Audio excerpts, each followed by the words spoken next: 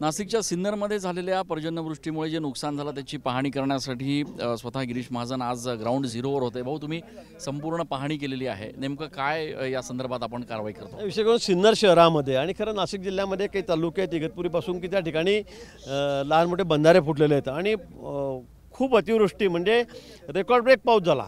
165 millimetre पाऊस या ठिकाणी झाला 2 तासामध्ये, तोही म्हणजे रेकॉर्ड ब्रेक झाला। भूतोनं भविष्य असा पाऊस या ठिकाणी झाला, त्यामुळे बंधारे फुटलेत सिन्नर शहरामध्ये त्या ठिकाणी पाणी शिरलं, घरांमध्ये पाणी गेलं, घरं वाहून गेलीत, दुकानामध्ये 5-5, 6-6 फूट पाणी गेलं, तिथे खूप मोठं नुकसान झालं आणि त्यामुळे सर्वांच्यात आपण पंचनामे करत आहोत। अतिक्रमणामुळे काही ठिकाणी मोठी अडचण त्या ठिकाणी झाली, त्यामुळे अतिक्रमण आणि काही नद्यामध्ये सगळं गवत किंवा तिथे वारंवार येणारा गाळ माती, त्यामुळे नदीतला पात्र झालं असं म्हणायला हरकत नाही। ते अरुंद झालेलं आहे आणि खोलगटही राहिलेलं नाही, ते सगळं वरती आलेलं आहे आणि त्यामुळे पूरसदृश परिस्थिती तयार झाली। खूप मोठं नुकसान लोकांच्या ठिकाणी झालं आहे। या संदर्भामध्ये पंचनामा करण्याचे सगळे आदेश आपण त्या ठिकाणी दिलेले आहेत। कधीपर्यंत मदत? 80%, 90% आता पंचनामे झालेले आहेत।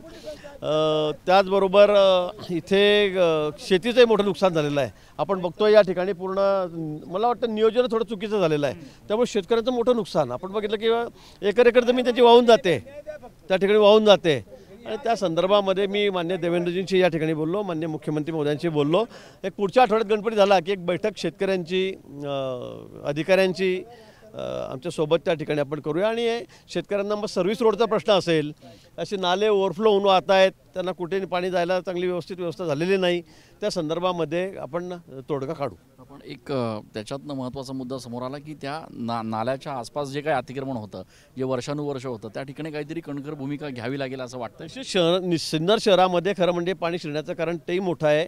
अतिवृष्टी तर झालीच, परंतु थोडी हानी टळली असती, परंतु नदी काठावर नदी पात्रात जाऊन जी अतिक्रमणं झालेली आहेत, ती घरं आहेत 150-200, ती याला कारणीभूत आहेत आणि म्हणून मी त्यातल्या सीओना सांगितलेलं आहे, जिल्हाधिकाऱ्यांना सांगितलं आहे की तुम्ही तात्काळ या ठिकाणी आपल्याला गावठांची जागा असेल, कुठली दुसरी शासकीय जागा असेल तर ही घरं तात्काळ वर्षभरामध्ये त्या ठिकाणी शिफ्ट करा।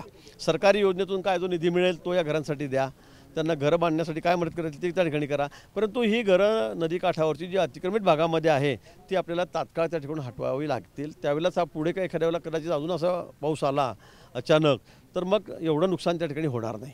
खूप खूप धन्यवाद। गिरीश महाजन ग्राउंड झिरोवर या ठिकाणी आलेले आहेत आणि या ठिकाणी त्यांनी या सगळ्या शेतकऱ्यांशी चर्चा केलेली आहे, नुकसानाची पाहणी केलेली आहे आणि त्यानंतर आता लवकरात लवकर पंचनामे करून या शेतकऱ्यांना मदत दिली जाईल असं आश्वासन देखील त्यांनी दिलेलं आहे। कॅमेरा पर्सन आकाश शेवलेसह मी चंदन पूजा अधिकारी, TV9 मराठी।